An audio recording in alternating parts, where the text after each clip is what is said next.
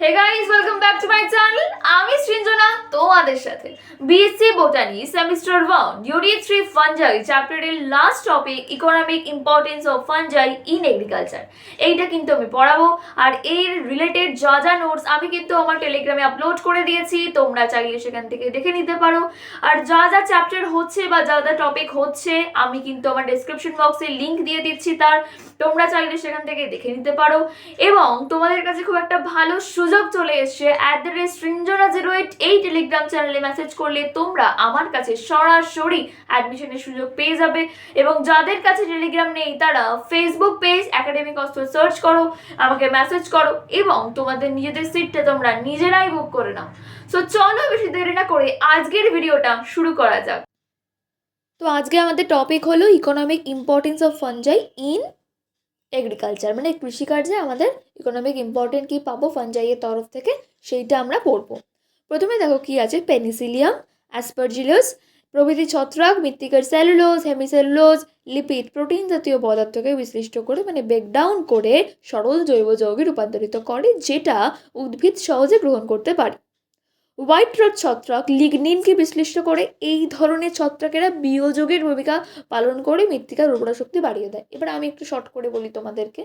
মাটিতে অনেক রকমের পদার্থ থাকে, তার মধ্যে থাকে সেলুলোজ, হেমিসেলুলোজ, যেগুলো এখানে আছে সেগুলোই বলছি।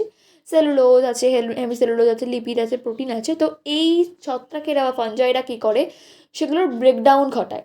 ব্রেকডাউন ঘটিয়ে সরল জৈব যৌগে বা যেগুলো সিম্পলেস্ট ফর্ম সেইখানে রূপান্তর করে, যেইটা উদ্ভিদের মাটি থেকে গ্রহণ করতে বা শোষণ করতে সুবিধা হয়।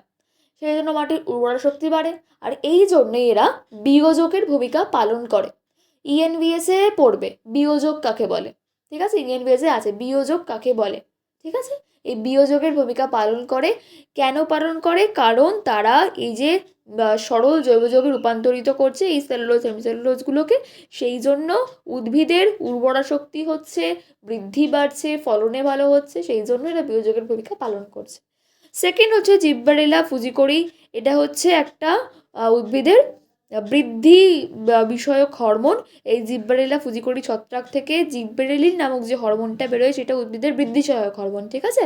এই জিব্বারেলা ফুজিকরি যেটা ছত্রাক, আর সেইখান থেকে যে হরমোনটা বেরোচ্ছে সেটা জিব্বেরেলিন, সেইটা কি হচ্ছে উদ্ভিদের বৃদ্ধি বাড়ায়, বীজহীন ফল উৎপাদন করতে সাহায্য করে, মানে যে ফলে বীজ হবে না, এবং অঙ্কুরোদ্গমে সাহায্য করে। সি হচ্ছে এম্পুজা এসপি প্রভৃতি ছত্রাক পতঙ্গনাশক হিসাবে ব্যবহার করা হয়। পতঙ্গনাশক মানে কোনো ধরো প্ল্যান্টে বা কোনো গাছে আবার পতঙ্গ হয়ে সেই গাছে খেয়ে ফেলছে, সেই গাছটাতে আমার এই এম্পুজা বা অথবা আরও অনেক ধরনের ছত্রাক আছে, এই ধরনের ছত্রাকগুলোকে ইউজ করে পতঙ্গনাশক হিসাবে ব্যবহার করা হয়। ফোর্থ কী আছে দেখো, রাইজোপটিনা প্রভৃতি ছত্রাক উদ্ভিদের মূলের সাথে সহাবস্থান করে মাইকোরাইজা গঠন করে। এই মিথজীবী ছত্রাক উদ্ভিদের মূল দিয়ে জল এবং খনিজ পুষ্টি শোষণ হার বাড়িয়ে দেয়, ঠিক আছে। মানে উদ্ভিদের মূলের সাথে বিভিন্ন ধরনের ছত্রাকেরা সহাবস্থান করে এক ধরনের মাইক্রোরাইজা স্ট্রাকচার গঠন করে। সেই স্ট্রাকচারটা কী করে, মিথজীবী ছত্রাক উদ্ভিদের মূলের সাথে জল এবং খনিজ লবণ পুষ্টি শোষণ হার বাড়িয়ে দেয়, ঠিক আছে। এবার লাস্ট হচ্ছে আর্থ্রোপোট্রাইয়াস, অলিগোস্পোরা প্রভৃতি ছত্রাক ডিউটেরোমাইসেটিসের দুটি ছত্রাক ফাঁসের ন্যায় অনুসূত্র সৃষ্টি করে মাটির ক্ষতিকারক নিমাটোডগুলিকে আটকে ফেলে। নিমাটোড হচ্ছে যেগুলো আমার একটা প্ল্যান্টের ক্ষতি করছে, সেগুলোকে বলা হচ্ছে ক্ষতিকারক নিমাটোড। এগুলোকে করে আর্থ্রোপোট্রাইয়াস অলিগোস্পোরা নামক ডিউটেরোমাইসেটিসের দুটি ছত্রাক একটা ফাঁস তৈরি করে, ওরা দড়ির মতো স্ট্রাকচার তৈরি করে, সেটাকে ওই দড়ির মতো স্ট্রাকচার বা জালের মতো একটা স্ট্রাকচার দিয়ে নিমাটোডগুলিকে আটকে ফেলে এবং তাদের দেহ থেকে পুষ্টির রস শোষণ করে, ঠিক আছে। মানে নিমাটোডগুলোর দেহ থেকে পুষ্টির রস শোষণ করছে, কারা শোষণ করছে, ডিউটেরোমাইসেটিসের দুটি ছত্রাক, এবং এই পুষ্টির রস শোষণ করার ফলে নিমাটোডের মৃত্যু হচ্ছে। এই ধরনের ছত্রাককে শিকারী ছত্রাক বলা হয়। এবার তোমাদের যদি বলে দুটি শিকারী ছত্রাকের নাম করো, এই দুটো ছত্রাক কিন্তু তোমাদের লিখতে হবে, এবং এইটাও লিখে দেবে যে এটা কোন গ্রুপের ছত্রাক। ডিউটেরোমাইসেটিস যেটা আমি পড়িয়েছিলাম, এই ডিউটেরোমাইসেটিসের ছত্রাক হচ্ছে এই দুটো ছত্রাক, তাদের নাম ওয়াইজ গ্রুপ ওয়াইজ কিন্তু লিখতে হবে, ঠিক আছে। এই ধরনের ছত্রাককে শিকারী ছত্রাক বলে, যারা জীবজ নিয়ন্ত্রণের মাধ্যমে মৃত্তিকার নিমাটোডকে বিনাশ করতে পারে। এইটাই ছিল তোমাদের economic importance of fungi in agriculture. যদি কারোর কোনো ডাউট থেকে থাকে অবশ্যই আমায় কমেন্ট বক্সে জানিও।